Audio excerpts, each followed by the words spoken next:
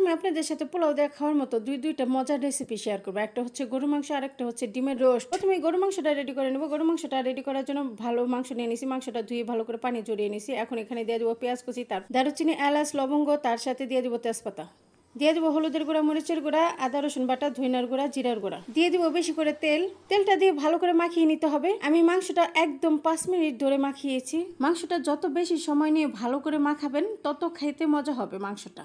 তো মাংসটা ভালো করে মাখিয়ে রেখে দেবো আর কি, ম্যারিনেট করে রেখে দেবো 1 ঘন্টার জন্য। আপনারা চাইলে সারা রাতের জন্য রেখে দিতে পারেন। তো আমি 1 ঘন্টার জন্য ম্যারিনেট করে রেখে দিয়েছিলাম। রেখে দেওয়ার পরে তারপরে রান্নায় বসিয়ে দিছি। এই মাংস রান্নাটায় কোনো রকম কোনো পানি দিব না, কষিয়ে রান্নাটা করে নিব। মাংস থেকে যে পানিটা উঠবে ওই পানি দিয়ে কষিয়ে রান্না করে ফেলবো। তো মাংসটা রান্না হয়ে গেছে। এখন চলেন ডিমের রোস্টের রেসিপিটা দেখে নিই। ডিমের রোস্ট রান্না করার জন্য প্রথমে একটা পাত্র বসিয়ে দিলাম চুলায়। পাত্র বসিয়ে দিয়ে বেশি করে তেল দিয়ে দিলাম। তেল দিয়ে তারপরে দিয়ে দিলাম এখানে ব্লেন্ডার করা পেঁয়াজটা দিয়ে কিছুক্ষণ নাড়াচাড়া দিয়ে তারপরে এখানে দিয়ে দিব আস্ত গরম মশলা, দারুচিনি, এলাচ, লবঙ্গ, তার সাথে দিয়ে দিব তেজপাতা, দিয়ে তারপরে কিছুক্ষণ ভাজা করে নিব, কিছুক্ষণ আর কি রান্নাটা করে নিব। কিছুক্ষণ পর আদা রসুন দিয়ে দিব। আদা রসুনটাও পেঁয়াজের সাথে সুন্দরভাবে ভাজা হয়ে যাবে। আমি রোস্ট রান্নাটার ভিতরে একটু লাল মরিচের গুঁড়ার ঝাল খাই, তার জন্য দিয়ে দিলাম লাল মরিচের গুঁড়া, দিয়ে আবারও কিছুক্ষণ ভাজা করে নিব আর কি, একটু কষিয়ে নিব। পেঁয়াজটা যত বেশি করে ভাজা হবে তত খেতে মজা হবে। যখন পেঁয়াজের পানিটা একদম শুকিয়ে যাবে তখন দিয়ে দিব এখানে জিরার গুঁড়া, আর দিয়ে দিব হচ্ছে রেডিমেড রোস্টের মশলা, দিয়ে আবারও কিছুক্ষণ ভাজা করে নিব, সুন্দর করে ভাজা করে নিব। আমি তেলের উপরে এই পেঁয়াজটা ভালো করে ভাজা করতেছি, আর আমি এখানে কিন্তু পানি দেই নেই।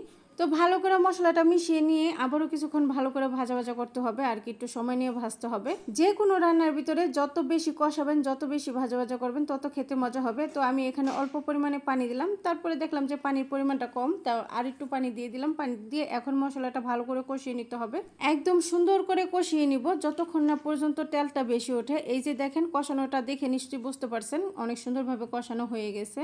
তো যখন মশলা থেকে তেলটা আলাদা হয়ে যাবে, মশলাটাও একদম দানা হয়ে যাবে, তখন বুঝবেন যে কষানোটা হয়ে গেছে, খুব সুন্দরভাবে কষানো হয়েছে। তখন এই পর্যায়ে আমি দিয়ে দিব হচ্ছে দুধ, লিকুইড দুধটা দিয়ে সুন্দর করে একটু নাড়াচাড়া দিয়ে দিব। নাড়াচাড়া দিয়ে অপেক্ষা করব যখন বলক চলে আসবে ঝোলটা, তখন এখানে দিয়ে দিব আগে থেকে পোস্ট করে রাখা ডিম পোস্টগুলো দিয়ে হালকাভাবে আলতো হাতে সুন্দরভাবে নাড়াচাড়া দিয়ে দিতে হবে আর কি, হালকা করে নাড়া দিতে হবে যেন ভেঙে না যায়।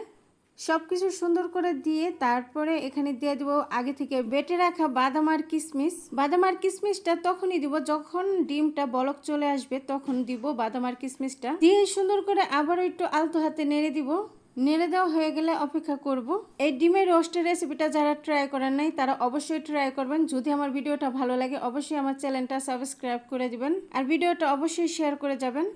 এই তো হয়ে গেছে ডিমের রোস্ট রেসিপি। আপনারা অবশ্যই ট্রাই করবেন, ট্রাই করে জানাবেন কেমন হয়েছে। খুবই মজাদার ইউনিক একটা রেসিপি, আশা করি আপনাদের ভালো লাগবে।